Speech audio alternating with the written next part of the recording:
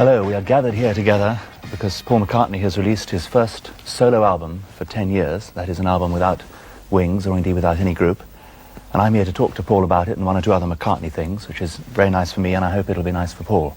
Paul, good evening, hello, welcome, and other expressions of greeting. Good evening, Tom.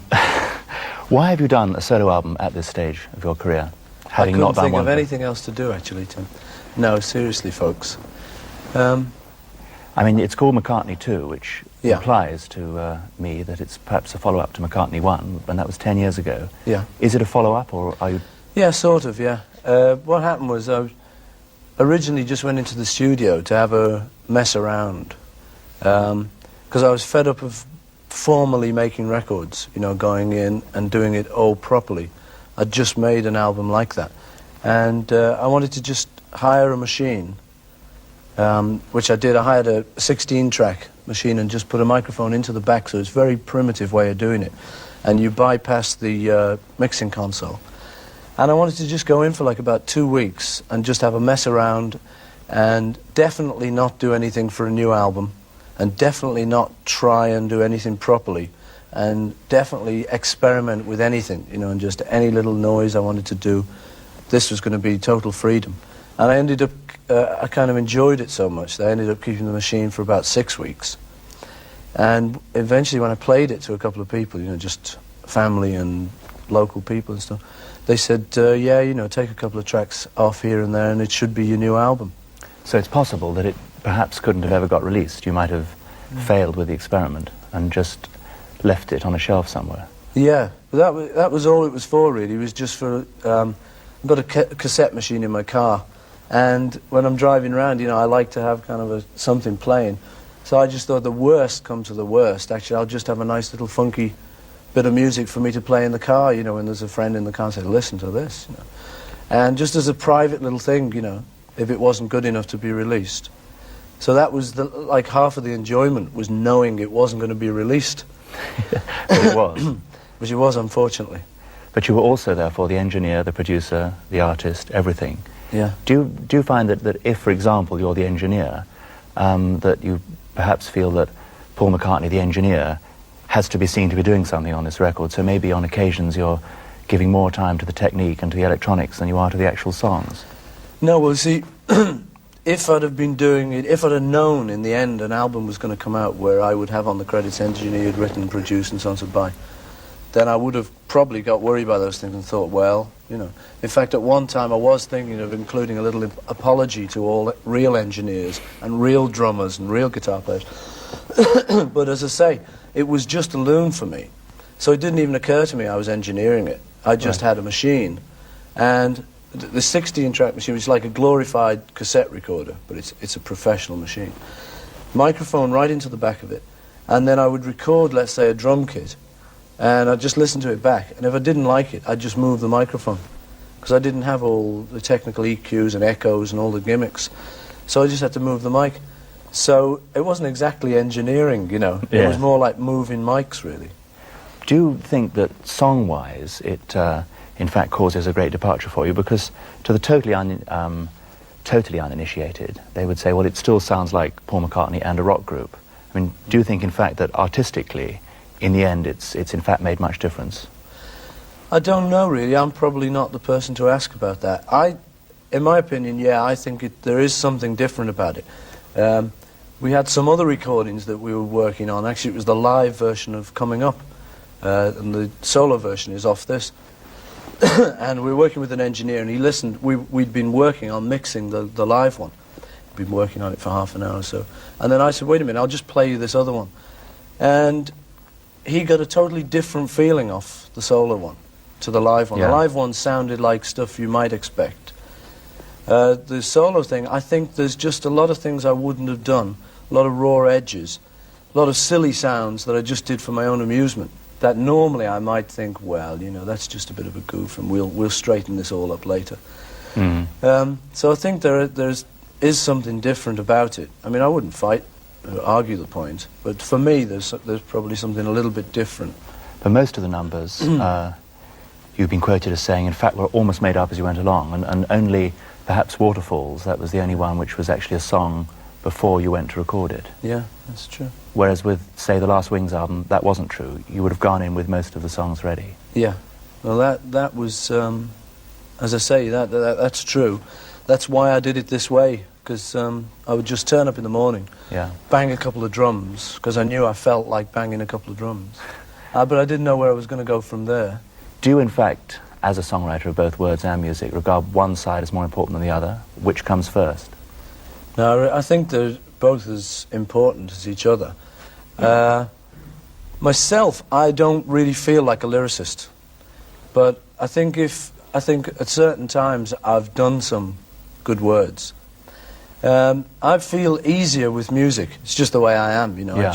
It comes easier, comes quicker. I can go away kind of now and have a song before I could have a set of words, whereas with you, you'd have a set of words before you'd have a tune. Possibly. Well, possibly, yes. I'm a slightly different case because I can't write tunes anyway. But well, I'm right then. yes. But I do feel that certainly in the case of some of your very famous old songs, like Yesterday, Here, There and Everywhere, For No One, the lyric is so strong, and I often wonder if the really strong lyrical idea inspired those great tunes. I mean, the tunes are obviously very good as well. No, it's all with me. It's in truth, it can be any way. You know, because interviewers over the years have always asked which comes first, music or something. And you always have to say, well, I remember All My Loving was a words thing. I just wrote it on a coach and I had those words and then I put a tune to it. But most of my stuff isn't like that. Most of my stuff, it's a tune looking for words.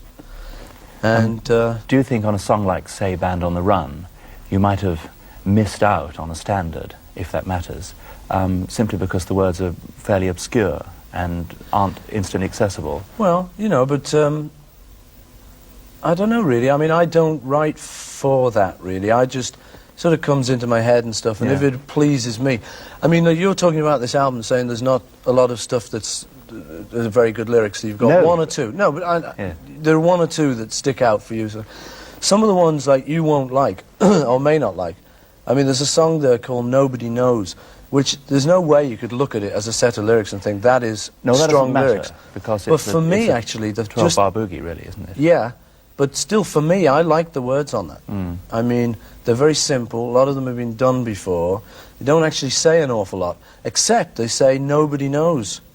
And actually, the more you think about that, the more you think about all the millions of experts we have on the telly every night or everywhere telling us how to do it. And a year later, they're wrong, or they're out of office, or the world isn't flat after all. And so I attach like a lot of importance to just that idea of nobody knows, and that's the way I like it, just so nobody knows. It wouldn't be seen as a really good lyric, but you see the way I'm thinking of it, I think it is a good lyric. But it's in I approach a lot of stuff in that funny kind of roundabout way, you know, rather than just looking at it and saying, that's a great bit of poetry. There's like other reasons why I think things make good words, you know. Do you feel you have any message to give to the world through your songs, or are you just saying what you feel like saying at any one particular time? The second part. Whatever I'll come it was. back next week.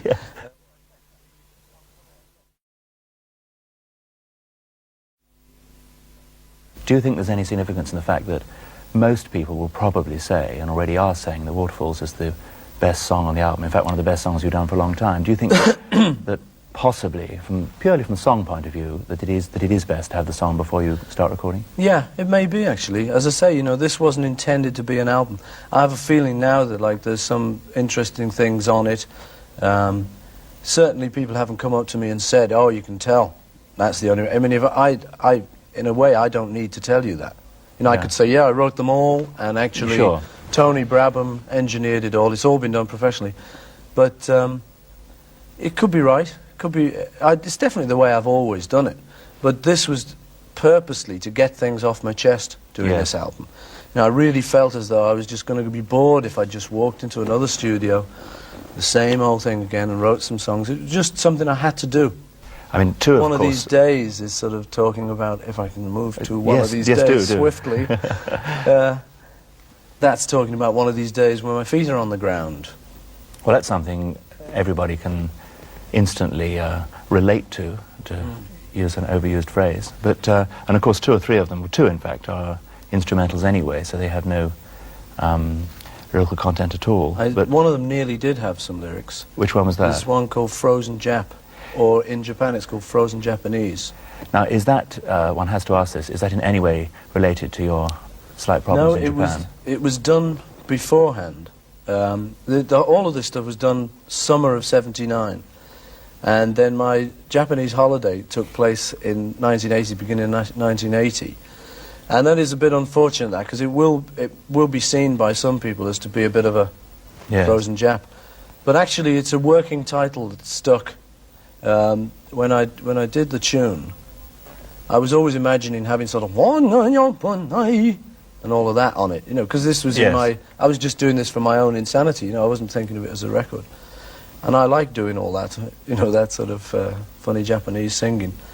But I couldn't think of a title for it. I was hoping it would be called, hoping I could think of something like, you know, Crystalline Wonder Around Mount Fuji. Or I was looking for something short, but that said that, you know, that postcard you see of winter in Japan with Mount Fuji with the snow on the top.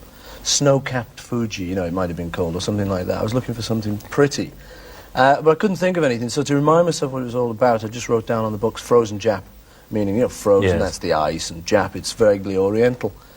And it stuck, you know, and I was working with other people, and they kind of, you know...